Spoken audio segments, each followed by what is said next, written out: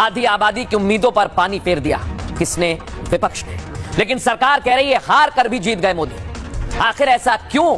विपक्ष ने जो जिद की उसमें वो कामयाब हो गया। संसद में आज महिला आरक्षण संशोधन बिल गिर गया है। सबसे बड़ी खबर आपको बता रहा हूं, बिल के समर्थन में दर्शकों 298 वोट तो विरोध में 230 वोट पड़े और वोटिंग से पहले संसद में जबरदस्त हंगामा हुआ है।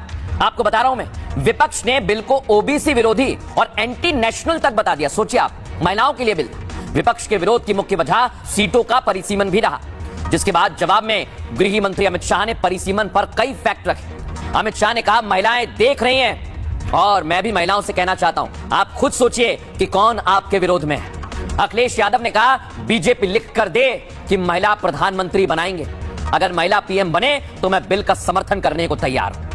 अमित शाह ने कहा जब सभी तैयार हैं तो बिल पर भ्रांतियां क्यों फैलाई जा रही हैं? दरअसल विपक्ष की नई जनगणना और जाति जनगणना की भी मांग है और इस सवाल का जवाब भी गृह मंत्री अमित शाह ने तुरंत दिया। कहा कि जाति जनगणना 3 महीने से चल रही है, अभी फेज 1 है, यानी विपक्ष के हर सवाल का जवाब संसद में दिया गया।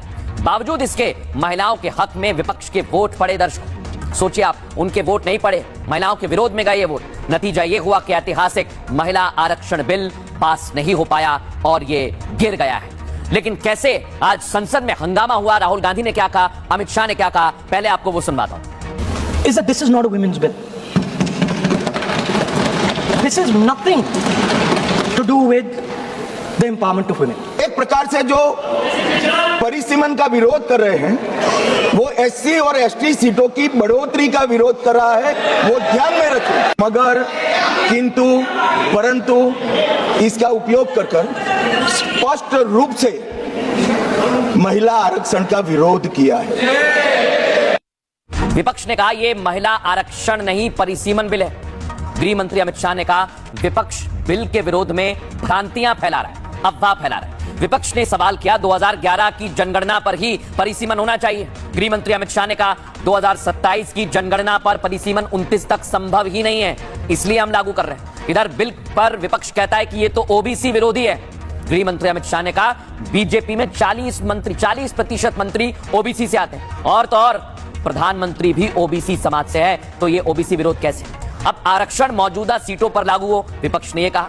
तो गृह मंत्री अमित शाह ने कहा कि ये महिला हक छीनने की कोशिश कर रहे हैं, ये ठीक बात नहीं है। इधर से विपक्ष कहता है महिलाओं को 50% आरक्षण दिया जाए। गृह मंत्री अमित शाह ने कहा 1 घंटा दीजिए, मैं संशोधित बिल पेश करता हूं, लेकिन परिसीमन छोड़ो तो मैं साथ आ जाऊंगा। विपक्ष तुरंत पलट जाता है। गृह मंत्री अमित शाह ने कहा मैं किसी झांसे में आने वाला नहीं हूं। और इधर फिर विपक्ष कहता है कि आप उत्तर और दक्षिण को बांट रहे हैं, ये आपकी साजिश है। गृह मंत्री ने कहा ये सिर्फ आप नैरेटिव फैलाने की साजिश करते हैं। ये आप देखिए, मीटिंग चल रही थी दर्शकों, आधी रात में महिला आरक्षण कानून को लागू करने के लिए अधिसूचना जारी की। अब आप कहेंगे आधी रात में क्यों? क्योंकि संशोधन बिल पर संसद में वोटिंग होनी थी। कानून में संशोधन से पहले उसका लागू होना बहुत जरूरी होता है। 2023 वाला पुराना कानून आज से लागू हो गया है, अभी नहीं, क्योंकि बिल परिसीमन से जुड़ा हुआ है। आरक्षण को लेकर सब सवाल किए गए, तो बिल में परिसीमन के बाद लागू होने का जिक्र है। दर्शकों जब भी परिसीमन पूरा होगा तब से यह भी अमल में आ जाएगा। लेकिन आप सोचिए दर्शकों, ये पूरी तैयारी सरकार ने की, बाकायदा इसके लिए रात भर ऑपरेशन चला, लेकिन आखिरकार बिल गिर गया। बिल को लेकर काफी ज्यादा मेहनत की, लेकिन आखिरकार बिल गिर गया और इसको लेकर सवाल जरूर उठ रहे हैं, लेकिन कैसे इस पर सियासत हो रही है, आइए जरा मैं आपको समझाता हूं। भले ही बिल पास नहीं हुआ, लेकिन नैरेटिव पास हुआ है। दर्शकों मोदी देश को यह संदेश देने में कामयाब हो गए कि महिलाओं के असली हितैषी बीजेपी और मोदी है। यानी आज संसद में हार कर भी मोदी जीतने में कामयाब रहे। देश की 48% महिला आबादी को अपने पाले करने का उन्होंने बड़ा दाव चला। 2019 और 2024 में महिलाओं ने मोदी को एकमुश्त वोट दिया है और यह कहा भी गया, बड़े बड़े राजनीतिक पंडितों ने कहा, यानी महिलाएं सिर्फ वोट नहीं, पॉलिटिकल फोर्स के रूप में उभर रही। बिल से मोदी ने खुद को महिला सशक्तिकरण का बड़ा चेहरा साबित कर दिया है और मोदी के इस दांव का असर मानिए ना मानिए 2029 के चुनावों पर दिखेगा। दर्शकों मेरी बात नोट कर लीजिए, क्योंकि बिहार यूपी में महिला वोटिंग ने सत्ता परिवर्तन में बड़ी भूमिका निभाई है और बंगाल में महिला वोटर ही ममता की सत्ता के लिए सबसे कोर वोटर माना जाता है, सबसे बड़ी ताकत माना जाता है। यानी महिलाएं जिधर जाती हैं चुनाव के नतीजे उधर चले जाते हैं और महिलाओं ने बता दिया है, महिलाओं को मोदी ने दिखा दिया है कि उनके हक में कौन लड़ता है।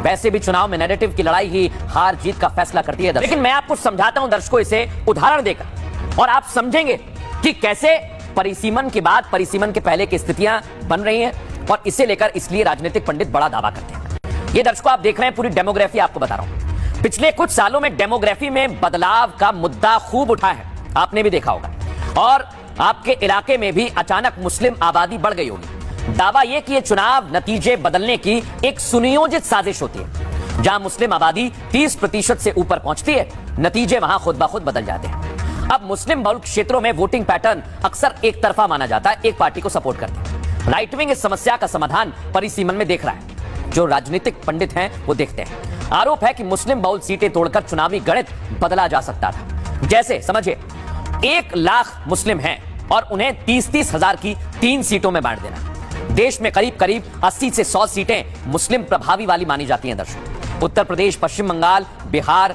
असम, केरल, सबसे ज्यादा असर यहीं पर है, और इन राज्यों में कई सीटों पर मुस्लिम निर्णायक वोटर की भूमिका में होता है। और परिसीमन से सीमाएं बदलती तो ये मुस्लिम वोट कई सीटों में बच जाता, जो मैं आपको दिखा रहा हूं परिसीमन के बाद क्या स्थिति होती। नतीजा ये होता कि राइट विंग विचारधारा वाली पार्टियों को बढ़त मिलती। लेकिन लोकतंत्र के लिए संतुलित प्रतिनिधित्व का होना बड़ा जरूरी होता है, और इसलिए आलोचक मानते हैं कि इससे लक्षित राजनीति फायदा उठाया जा सकता है। अब यही वजह है कि दर्शकों राहुल गांधी ने परिसीमन पर सवाल उठाते हुए बड़ी बात कही। राहुल गांधी ने कहा महिला आरक्षण के पीछे देश का चुनावी मानचित्र बदलने